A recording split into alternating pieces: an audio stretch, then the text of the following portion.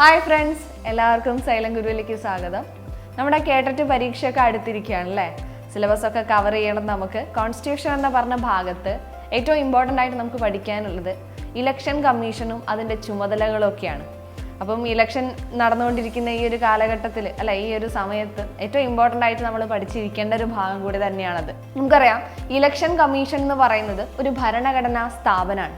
എന്താണ് ഈ ഭരണഘടനാ സ്ഥാപനം എന്ന് പറഞ്ഞാൽ, നമ്മുടെ ഭരണഘടനയിൽ കൃത്യമായിട്ടൊരു ആർട്ടിക്കിളിൽ എന്താണ് ആ സ്ഥാപനം എന്നും അതിൻ്റെ ചുമതലകൾ എന്തൊക്കെയാണെന്ന് പറയുന്നുണ്ടെങ്കിൽ അതിനെയാണ് നമ്മൾ ഭരണഘടനാ സ്ഥാപനങ്ങൾ എന്ന് വിളിക്കുന്നത്. ഇതിൽ നിന്നും വ്യത്യസ്തമായിട്ട് ഒരു പാർലമെന്റ് പാസ്സാക്കിയ ഒരു നിയമം വഴി രൂപീകരിച്ചിട്ടുള്ള സ്ഥാപനങ്ങൾ, ഫോർ എക്സാമ്പിൾ ഇപ്പോൾ വിവരാവകാശ നിയമം, പാർലമെന്റ് പാസ്സാക്കിയ ഒരു നിയമമാണ് വിവരാവകാശ നിയമം. ആ വിവരാവകാശ നിയമത്തിന് അടിസ്ഥാനമാക്കിയിട്ട് വന്നിട്ടുള്ള കമ്മീഷനാണ് വിവരാവകാശ കമ്മീഷൻ. അതേപോലെ തന്നെ മനുഷ്യാവകാശ നിയമത്തിനെ അടിസ്ഥാനമാക്കി വന്നിട്ടുള്ളതാണ് മനുഷ്യാവകാശ കമ്മീഷൻ. ഇതിനെക്കുറിച്ചൊന്നും ഭരണഘടനയിൽ പറയുന്നില്ല. അതായത് വിവരാവകാശ കമ്മീഷൻ, മനുഷ്യാവകാശ കമ്മീഷൻ, ഇതിനെക്കുറിച്ചൊന്നും ഭരണഘടനയിൽ പറയുന്നില്ല.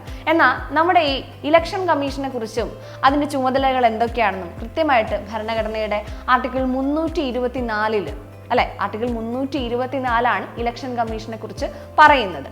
അപ്പൊ ഈ ഇലക്ഷൻ കമ്മീഷന്റെ, ഈ ഭരണഘടനാ സ്ഥാപനമായിട്ടുള്ള ഇലക്ഷൻ കമ്മീഷന്റെ ചുമതലകൾ എന്തൊക്കെയാണ്? അതാണല്ലോ നമ്മുടെ സിലബസിലുള്ള മെയിൻ വിഷയം. ഒന്നാമത്തെ ചുമതല എന്ന് പറയുന്നത് ഇലക്ഷൻ നടത്തിപ്പ്. അതായത് ഏതൊക്കെ ഇലക്ഷനാണ് ഇലക്ഷൻ കമ്മീഷൻ നടത്തുന്നത്? നമ്മുടെ മെയിൻ ആയിട്ടുള്ള രാഷ്ട്രപതി ഇലക്ഷൻ, ഉപരാഷ്ട്രപതി, രാജ്യസഭ, ലോകസഭ, പിന്നെ സംസ്ഥാന നിയമസഭാ ഇലക്ഷൻ. നമ്മുടെ ഇന്ത്യയിലുള്ള രാഷ്ട്രപതി തിരഞ്ഞെടുപ്പ്, ഉപരാഷ്ട്രപതി തിരഞ്ഞെടുപ്പ്, ലോകസഭ, രാജ്യസഭാ തിരഞ്ഞെടുപ്പ് ഓർമ്മിച്ച് വെക്കണം. സംസ്ഥാന നിയമസഭാ തിരഞ്ഞെടുപ്പും കേന്ദ്ര തിരഞ്ഞെടുപ്പ് കമ്മീഷൻ തന്നെയാണ് നടത്തുന്നത്. അതായത് നമ്മൾ ഒന്ന് മാറി ചിന്തിക്കാൻ ചാൻസ് ഉണ്ട്. സംസ്ഥാന ഇലക്ഷൻ കമ്മീഷനാണ് സംസ്ഥാനങ്ങളിലെ തിരഞ്ഞെടുപ്പ് നടത്തുന്നത് ഒരു ചിന്ത നമുക്ക് വരാം, അല്ലെ? അപ്പൊ എന്തിനു വേണ്ടിയിട്ടാണ് ഈ സംസ്ഥാന തിരഞ്ഞെടുപ്പ് കമ്മീഷൻ രൂപീകരിച്ചിട്ടുള്ളത്? നമ്മുടെ സംസ്ഥാനങ്ങളിലുള്ള തദ്ദേശ സ്വയംഭരണ സ്ഥാപനങ്ങൾ, അതായത് 73, 74 ഭേദഗതി വഴി വന്നിട്ടുള്ള തദ്ദേശ സ്വയംഭരണ സ്ഥാപനങ്ങൾ, പഞ്ചായത്ത്, മുനിസിപ്പാലിറ്റി, കോർപ്പറേഷൻ, ഇവിടത്തേക്കൊക്കെയുള്ള തിരഞ്ഞെടുപ്പ് നടത്താൻ വേണ്ടിയിട്ടാണ് സംസ്ഥാന തിരഞ്ഞെടുപ്പ് കമ്മീഷൻ രൂപീകരിച്ചിട്ടുള്ളത്. ഈ 73 ഭേദഗതി 73ാം ഭേദഗതി പഞ്ചായത്ത് രാജിനെ കുറിച്ച് പറയുന്നത്, 74ാം ഭേദഗതി നഗരപാലികാ നിയമത്തിനെ കുറിച്ച് പറയുന്നത്. ഇത് രണ്ടും നിലവിൽ വന്നതിന് ശേഷമാണ് നമ്മുടെ ഈ സംസ്ഥാന തിരഞ്ഞെടുപ്പ് കമ്മീഷൻ നിലവിൽ വന്നിട്ടുള്ളത്. ഇനി തിരഞ്ഞെടുപ്പ് കമ്മീഷന്റെ അടുത്ത ചുമതലയാണ് വോട്ടർ പട്ടിക തയ്യാറാക്കൽ. ഓരോ ഇലക്ഷൻ വരുന്നതിന് മുൻപും പുതുക്കിയിട്ടുള്ള, അതായത് ലോക്സഭാ ഇലക്ഷൻ ആണെങ്കിലും നിയമസഭാ ഇലക്ഷൻ ആണെങ്കിലും ഒരു ഇലക്ഷൻ വരുന്നതിന് മുന്നേ പുതുക്കിയിട്ടുള്ള ഒരു വോട്ടർ പട്ടിക, അതിൽ നിന്നും ആളുകളെ ഒഴിവാക്കാനുണ്ടെങ്കിൽ ഒഴിവാക്കിയിട്ടും പുതിയ കന്നി വോട്ടർമാരെ ചേർക്കാനുണ്ടെങ്കിൽ അങ്ങനെ ആഡ് ചെയ്തിട്ടൊക്കെ ഒരു പുതുക്കിയ വോട്ടർ പട്ടിക ഇലക്ഷൻ കമ്മീഷനാണ് തയ്യാറാക്കുന്നത്. പിന്നെ ഈ ഇലക്ഷൻ നടത്തുന്ന സമയത്തുള്ള കൃത്യമായിട്ട് ഓരോ ഘട്ടങ്ങളുടെ തീയതി പ്രഖ്യാപിക്കൽ, ഇലക്ഷന്റെ വിജ്ഞാപനം, നോമിനേഷൻ കൊടുക്കേണ്ട തീയതി, പിന്നെ ആ നോമിനേഷന്റെ സൂക്ഷ്മ പരിശോധന, അത് പിൻവലിക്കേണ്ടതും, ഇലക്ഷൻ നടത്തുന്ന തീയതി, വോട്ട് എണ്ണുന്ന തീയതി, ഫലപ്രഖ്യാപനത്തിന്റെ തീയതി, ഇതെല്ലാം തീരുമാനിക്കുന്നത് നമ്മുടെ കേന്ദ്ര തിരഞ്ഞെടുപ്പ് കമ്മീഷനാണ്. ഇനി ആവശ്യമായിട്ട് വന്നു കഴിഞ്ഞാൽ ഇലക്ഷൻ റദ്ദാക്കലോ അല്ലെങ്കിൽ ഇലക്ഷൻ നീട്ടിവെക്കലോ റീപോളിംഗ് നടത്തലോ ഒക്കെ ആരുടെ തീരുമാനത്തിൽ തന്നെയാണ് നടത്തുന്നത്? ഇലക്ഷൻ കമ്മീഷന്റെ തീരുമാനത്തിലാണ്. ഇതുപോലെ ഇലക്ഷൻ നടത്തുന്ന സമയത്ത് ഒരു മാതൃകാ പെരുമാറ്റച്ചട്ടം വോട്ടർമാരാണെങ്കിലും രാഷ്ട്രീയ പാർട്ടികളാണെങ്കിലും പിന്നെ നമ്മുടെ മത്സരാർത്ഥികളാണെങ്കിലും പാലിക്കേണ്ട കുറച്ച് ചട്ടങ്ങളുണ്ട്. ഈ ചട്ടങ്ങളെല്ലാം തീരുമാനിക്കുന്നത് ഇലക്ഷൻ കമ്മീഷനാണ്. നമ്മുടെ SCERTയിൽ ഒരു പാഠഭാഗത്ത് കൃത്യമായിട്ട് ഈ ഇലക്ഷൻ കമ്മീഷന്റെ ചുമതലകൾ പറയുന്നുണ്ട്. നമുക്ക് അതിലൂടെ ആദ്യം കടന്നു പോവാം. അപ്പോൾ SCERTയിൽ പറയുന്ന അടുത്ത പോയിന്റാണ് തിരഞ്ഞെടുപ്പ് പാർട്ടികൾക്ക് അല്ലെങ്കിൽ മത്സരാർത്ഥികൾക്കൊക്കെ ചിഹ്നം അനുവദിച്ച് നൽകുന്നത്. ആരാണ്? നമുക്കറിയാവുന്ന കാര്യമാണ്, ഇലക്ഷൻ കമ്മീഷന്റെ ചുമതലയാണത്.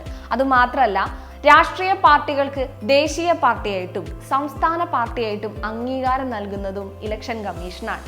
ഒരു പാർട്ടിക്ക് ദേശീയ പാർട്ടി ആവണമെങ്കിൽ, ദേശീയ പാർട്ടിയായിട്ട് ഒരു പാർട്ടിയെ പ്രഖ്യാപിക്കണമെങ്കിൽ ഇലക്ഷൻ കമ്മീഷൻ ചില നിബന്ധനകൾ സെറ്റ് ചെയ്തിട്ടുണ്ട്. അതേപോലെ തന്നെ സംസ്ഥാന പാർട്ടിയായിട്ട് ആ പാർട്ടിയെ അംഗീകരിക്കണമെങ്കിലും ചില നിബന്ധനകൾ നമ്മുടെ ഇലക്ഷൻ കമ്മീഷനാണ് സെറ്റ് ചെയ്തിരിക്കുന്നത്. അപ്പം എന്തൊക്കെ കാര്യങ്ങളാണ് നമ്മൾ പറഞ്ഞത്?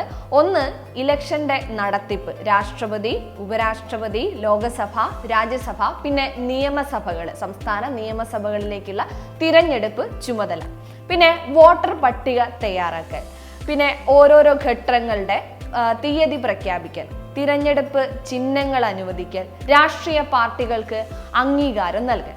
ഈ ഇലക്ഷൻ ഒക്കെ വരുന്ന സമയത്ത് നമ്മൾ കാണുന്നതാണ് പല ബാനറുകളും പോസ്റ്ററുകളും അല്ലെ, പലതരത്തിലുള്ള ക്യാൻവാസിങ്ങും, നമ്മളെ വിളിച്ചിട്ടാണെങ്കിൽ നമുക്ക് സാധനങ്ങൾ തന്നിട്ടാണെങ്കിലും നല്ല രീതിക്ക് നമ്മളെ ക്യാൻവാസ് ചെയ്ത് അല്ലെ, ഇതുപോലെ ചെയ്യാറുള്ളത് പലതരത്തിലുള്ള പരസ്യങ്ങളൊക്കെ നമ്മൾ കാണാറുണ്ട്. അപ്പോൾ ഇങ്ങനെ പണം ചെലവഴിക്കുന്ന സമയത്ത് ഇതിന് മാക്സിമം ചെലവഴിക്കാവുന്ന ഒരു തുക വലിയ സംസ്ഥാനങ്ങൾക്ക് വേറെയും ചെറിയ സംസ്ഥാനങ്ങൾക്ക് വേറെയും ആയിട്ട് ഇലക്ഷൻ കമ്മീഷൻ തീരുമാനിച്ചു വെച്ചിട്ടുണ്ട്. അപ്പൊ അതിലും കൂടുതൽ അളവിൽ പൈസ ചെലവഴിക്കാൻ വേണ്ടിക്കൊണ്ട് പാടില്ല. അപ്പം തിരഞ്ഞെടുപ്പ് ചെലവുകൾ പരിശോധിക്കുന്നതും അതിൻ്റെ കണക്കുകൾ വിസ്തരിക്കുന്നതും ഒക്കെ ആരെന്നെയാണ്? ഇലക്ഷൻ കമ്മീഷൻ തന്നെയാണ്.